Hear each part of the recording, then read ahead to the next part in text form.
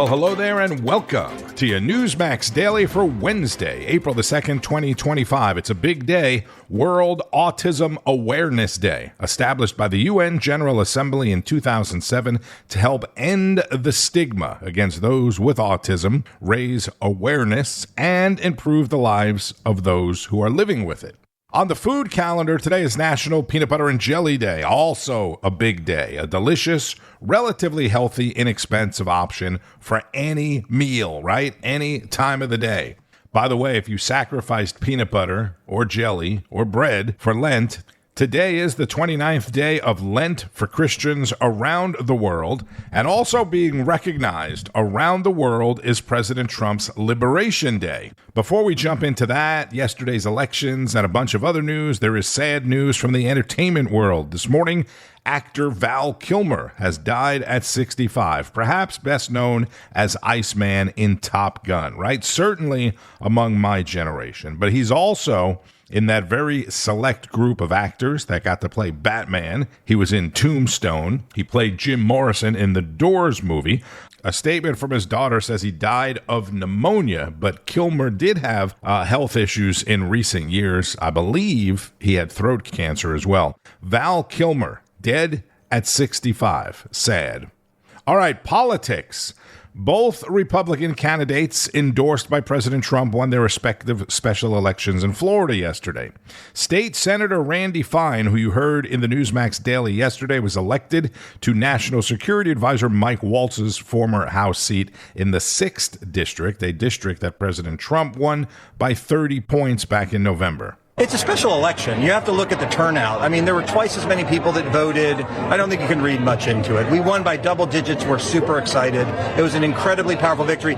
And my man, Jimmy Patronis, Florida's former chief financial officer, was elected to Matt Gaetz's former seat in District 1 up in the Panhandle. Let it be known that this election is a reminder that the Florida Panhandle will forever be red and it'll be forever Trump country. In Wisconsin, Democratic-backed Judge Susan Crawford defeated conservative Judge Brad Schimmel, who was endorsed by President Trump and Elon Musk in a state Supreme Court election that broke spending records and broke the Republicans' winning streak. Wisconsinites fended off an unprecedented attack on our democracy. Our fair elections and our Supreme Court. Right to the attack on democracy. That's Judge Crawford, and we get more on what this means from Greg Kelly. All right, Wisconsin, have you heard about this? Big battle for chief judge. Drop the banner if you don't mind. Judge Susan Crawford versus Judge Brad Schimmel. Brad is the good guy. Susan is the wacko nutjob leftist lunatic who wants to redistribute, redefine, gerrymander Wisconsin so that they'll never elect a Republican again. So if Schimmel wins, we have this. We've got Trump and we've got Speaker Johnson and we have sanity, okay? That's what we want. If the crazy lady wins, well, we have Hakeem Jeffries as Speaker of the House potentially, then AOC is his top deputy. This would be very, very bad. Of course, Hakeem Jeffries is pretty much out of his mind. That occurred above DCA Airport. Lives have been lost. Families have been devastated. People are suffering. And the leader of this country decides to go out and peddle lies, conspiracy theories, and attack people of color and women. Women? It's just like muscle memory, right? Donald Trump is attacking people of color and women. And by the way, Speaker, what the hell, or what is he? Majority something, minority leader. What are you doing standing in the weeds by the side of the road? Isn't that kind of strange? All right, so this Wisconsin race is a big one. I kind of wish well, how much did you know about this? I know that some people did. Elon Musk was there basically telling everybody that, yeah, everything hangs in the balance on this one. And whichever party controls the House, it to a significant degree controls the country, which then steers the course of Western civilization. So it's like, I feel like this is one of those things that may not seem that it's going to affect the entire destiny of humanity, but I think it will. Wow. The entire destiny of humanity determined by an election that just wrapped up in Wisconsin. We'll have results. Next, please. So it's a fairly unprecedented step here to nominate him to be the top U.S. military officer, not only a 3-star, but also someone who, as of a few months ago, was retired. Lieutenant General Dan Caine, who is retired, being asked to come out of retirement. Retired 3-star General Dan Caine. And I don't know this, it may have happened before, but to have a retired general come in. Oh, my, retired? Retired? It may have happened before, but no producer has presented me any information on a card or written it for me. So, don't you guys know anything? Aren't you curious? Of course it's happened before. They're talking about the new chairman of the Joint Chiefs of Staff, but routinely they come out of retirement for these big jobs in the military. Shoemaker is his name. President George W. Bush found him after he retired, brought him back to active duty to run the Army. It happened to MacArthur like 5 times throughout his career when he was retired and brought back to active duty. Why they're talking about this right now is because of President Trump's choice to be the chairman of the Joint Chiefs of Staff, a true officer and a gentleman. His name is Dan Caine, call sign Razin, and he did a great job today. Take a look. During the consideration of your nomination, were you ever asked who you voted for in the last election or 2020 election? Senator, I was not. Are you aware of any presently serving service members or senior civilians in DOD being asked questions like this? I'm not, Senator. Do you agree that it's the utmost importance to keep the military apolitical and questions like this should not be asked? I agree with you. Yes, Senator. Well, there was a story going around that he put on a MAGA hat while he was on active duty. They try to catch him in that, but they understand that this guy is a straight shooter and a by-the-book kind of guy, but also a very creative thinker when it comes time to getting and killing the enemy. Greg Kelly reports, 9 p.m. Eastern on Newsmax. Retired Air Force Lieutenant General Dan Razin Caine, President Trump's nominee to be the next chairman of the Joint Chiefs of Staff, after Air Force General C.Q. Brown Jr. was relieved of his duties last month. More on this from Navy SEAL Carl Higbie. If you don't know who this guy is, though, he's the dude, or the general, in Trump's first term that was able to crush ISIS in 2 weeks after the rest of the upper brass under Obama not only let ISIS happen, but then they turned around and said it couldn't be fixed. Leave it to the left, though, to have a problem with anything, even though there really is nothing to find a problem with this guy. The Democrats did. They went back to a 1986 law that excludes people who have not had a 4-star command in their resume. Trump can waive this, obviously, so I don't know why they're raising it. But look, if General Milley was like the standard in what is qualified, I have a 12-year-old at home who could probably have done it better than him. Saying that Razin Caine doesn't meet the prerequisites to be the chairman of the Joint Chiefs of Staff? Well, I mean, for the last 25 years, we've had super qualified people on paper. How'd that work out? We had a bunch of seemingly unserious terrorists fly planes into 2 buildings in New York, which launched a 20-year war, spending trillions of dollars, costing thousands of lives, only to give both countries that we had invaded 20 years prior back to the same terrorist groups we fought to keep it from. So I'm not opposed to trying something new here. Senators, I acknowledge that I'm an unconventional nominee. These are unconventional times. As we sit here now, our nation faces an unprecedented rising global risk. Our adversaries are advancing, global nuclear threats are on the rise, and deterrence is paramount. Our national defense requires urgent action and reform across the board. We must go faster. Yeah, we must. We have Iran, which by all estimates are very close to a nuclear weapon, which, by the way, they chant death to America in their streets, so I'd consider them an actual problem. Trump seems to be courting Russia into some sort of peace agreement. However, that could probably fall apart at any given time. China is building islands in the South China Sea to expand their presence, stealing our intellectual property, essentially colonizing third world countries to plunder their natural resources, and vowing to take over Taiwan. Can't forget about the Taliban. We just left $80 billion of our stuff over there for them to have. And we're currently bombing the Houthis back to the Stone Age. And who knows if we're going to have to invade Greenland. That'll probably be wrapped up with a sternly worded letter. But seriously, folks, we need a strong military. You don't get there through diversity training, drag queens, and horizontally challenged people. Which, by the way, Pete Hegseth just signed an order to mandate the same physical standard for men and women going into combat roles. Weird, huh? He tweeted out, different physical standards for the men and women in the U.S. military have existed for a long time, but there are also combat roles that were male only. Then, under Obama, all combat roles were open to men and women, but different physical fitness standards for men and women remained. Today, at the Department of Defense, we fixed this. All combat roles are open to men and women, but they must all meet the same high standards. No standards will be lowered, and all combat roles will only have sex-neutral standards. This is common sense, folks. Now, I'm actually not sure why this was ever an issue. Why would you have different standards for people going into the same situation? A bullet doesn't slow down for a woman, so why should there be standards that are different? Yes, I've covered this before many times, but like, if you're going into combat, I might have to save you. You might have to save me. The standard should be the same. Former Navy SEAL Carl Higbie, host of Frontline, 5 p.m. Eastern. Morning Schmo over on plummeting MSNBC was complaining about Pete Hegseth and the Trump administration firing the previous Joint Chiefs of Staff and talking about how Randy Fine and Jimmy Petronis won Florida elections, but by a smaller margin than Matt Gaetz and Mike Waltz had won last election, as to say the Democrats are somehow gaining ground in Florida. You know, they live in Jupiter, Florida, right? Not far from Don Jr. and Eric Trump. And Morning Schmo is still telling people how Elon Musk is going to take away your Social Security.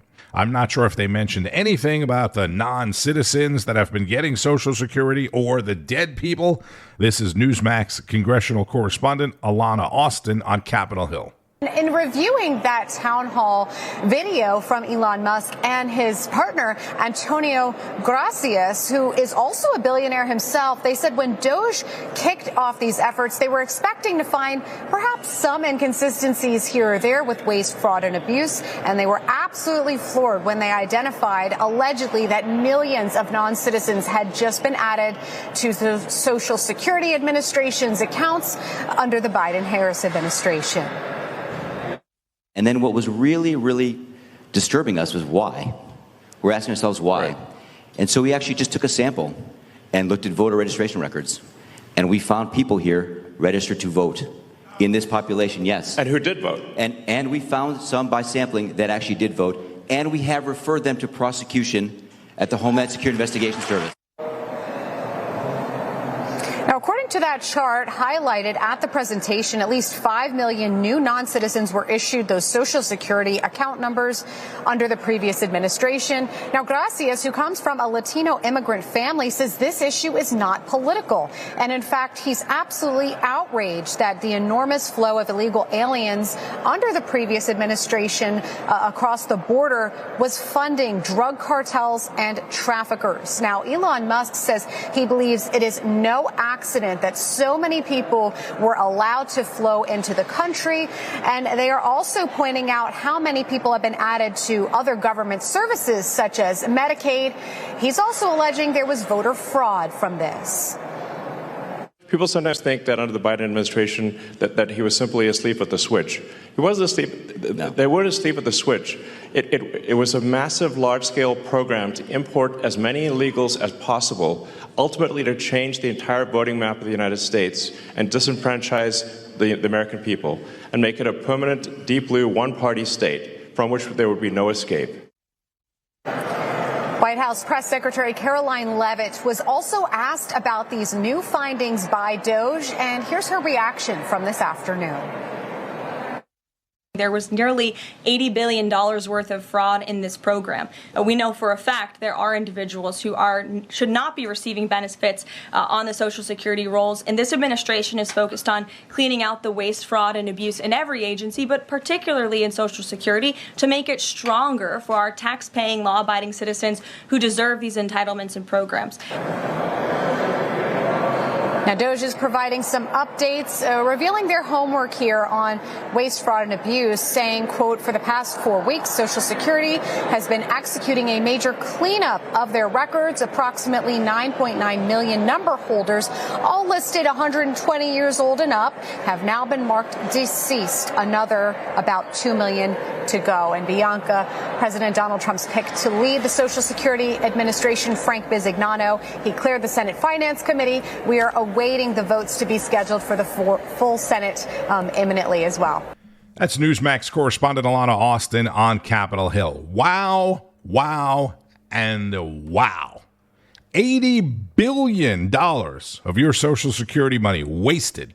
Yesterday, I told you how Democrats and some voter groups filed a lawsuit or lawsuits over Trump's executive order on elections, mainly over the voter ID. And this is why you have to listen closely every day. Republicans, as you know, want a photo ID like a driver's license or a state-issued ID with a photo. Right now, in many states, you can show, guess what, as an ID to vote? A Social Security card. And the Biden-Harris administration gave out millions of them, allegedly. DOGE is a story every day, right? The elections are big in the news today, yesterday's 2 elections as well, but today is all about the tariffs, which President Trump said may end up being 20% across the board, making it easy. This is Bob Brooks on American Agenda with Richard Stern from the Heritage Foundation. The president of the European Commission, Ursula von der Leyen, is saying the EU is going to retaliate with some of their own tariffs against the U.S., telling the European Parliament, quote, this, we have the strength to negotiate. We have the power to push back. Me and Katrina were talking about that. These are supposed to be reciprocal tariffs, so it's just leveling the playing field and I guess making it fair. Other countries don't like that. I'm trying to understand. Is that what they're mad about? Yeah, so I think here's the important thing to keep in mind about this, which is that these tariffs that we look at in the EU are the result of special interest capture of the European governments. These are businesses and firms owned by people who have titles of nobility, who are connected with the governments, who are half the time on the government payroll, who are using their trade policies as a way of entrenching their commercial and corporate interests in Europe.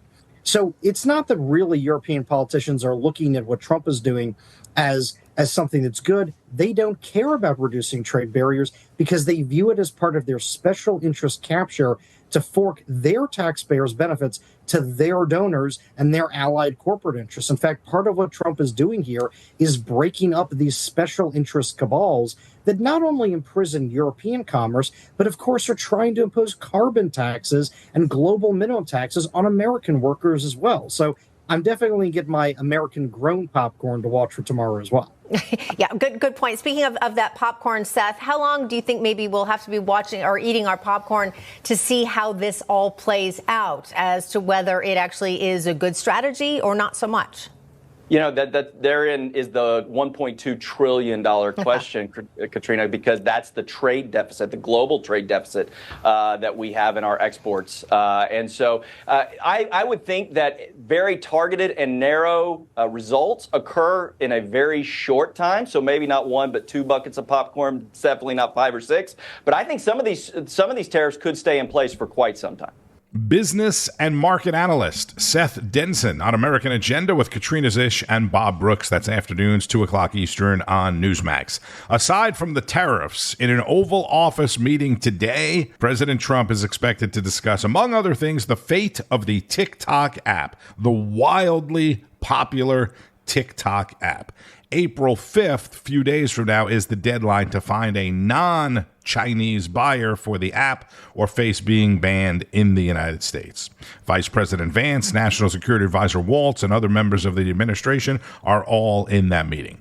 And chalk one up for the Democrats. The Trump administration is acknowledging that an immigrant from Maryland, a man, was inadvertently sent to the notorious mega prison in El Salvador because of an administrative error. Lawyers for the Salvadorian man are petitioning for his return to the United States. They say Abrego Garcia was removed against a 2019 judge's order, 2019 Biden administration, an order preventing him from being sent back to his home country.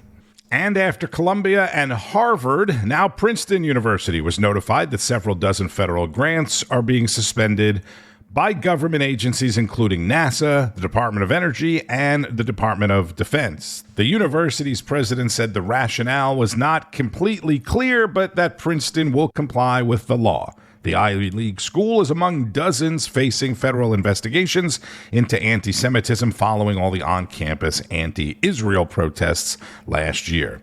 And how about we wrap it up with a rare speech from First Lady Melania Trump, who spoke at yesterday's International Women of Courage Awards at the State Department. Breaking news. Before we go to break, we'll take you to Melania Trump at the award ceremony in D.C. for the women here that are being honored. Please sit down, please. Thank you. Good afternoon, and thank you, Secretary Rubio. Throughout my life, I have harnessed the power of love as a source of strength during challenging times. Love has inspired me to embrace forgiveness, nurture empathy, and exhibit bravery in the face of unforeseen obstacles. Today, we celebrate courage, a strength that is based in love. This truth is illustrated through our honorees, who prove that love can inspire extraordinary valor, even in the face of vulnerability.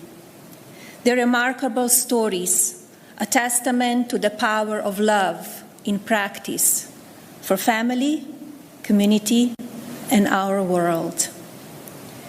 This is especially evident in places where their passion defies convention and where it has been shown at great personal risk of stigma, persecution, or harm. The courageous Georgiana Pescu, one of our award recipients, exemplifies love in action.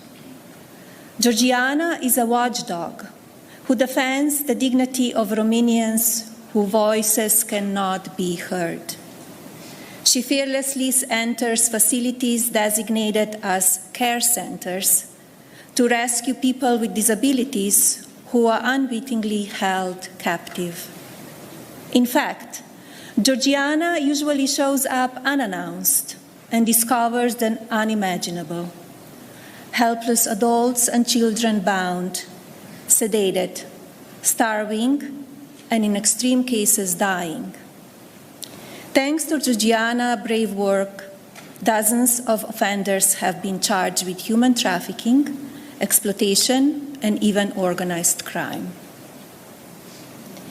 We are honored to join an exceptional assembly of brave women who have shown their love and refuse to let fear or hardship define them. Their collective achievements and dedication move us all. First Lady Melania Trump at the International Women of Courage Awards being held at the State Department. On Wall Street, stocks opened in the red ahead of a potentially chaotic day, Liberation Day.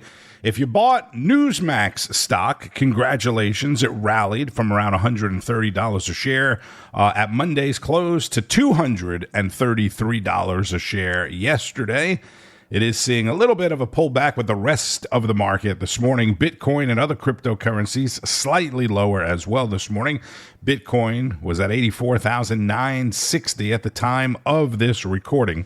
And check this out. If you missed it, the House Task Force. I meant to talk about this a little bit earlier, but I don't want to miss it. The Task Force on Declassification of Federal Secrets held a hearing yesterday.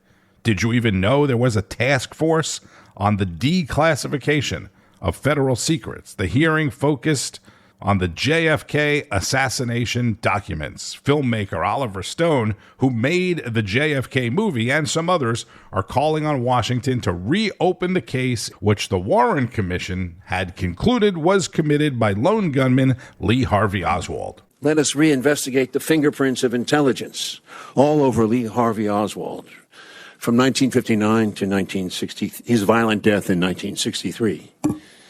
And most importantly, this CIA, whose muddy footprints are all over this case. Very compelling testimony from Oliver Stone. And again, you have to really start questioning the CIA, if you weren't already. All right, be sure to keep up with a very, very busy news day all day today on Newsmax, N2 and at Newsmax.com. Also, make sure you have Newsmax Plus so you're getting all of your favorite shows and hosts. I'm Tony Marino. Enjoy the rest of your Wednesday. Thank you, as always, for listening. Maybe have a peanut butter and jelly sandwich and keep on fighting the good fight. News breaks every minute, every day. You need the app, the Newsmax app. Find it free on your smartphone store. Then watch us anytime, anywhere.